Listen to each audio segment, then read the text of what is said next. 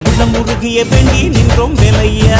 அழகு என்றாலே முருகன் தானையா, எங்க அழகு சுந்தரம் பார்த்து கேட்டு அருள் புரிவாயா. சேவ கொடியுடன் சிரிக்கும் முருகையா, எங்க வாழ்க்கையில வெற்றி பொங்க வருவாயா.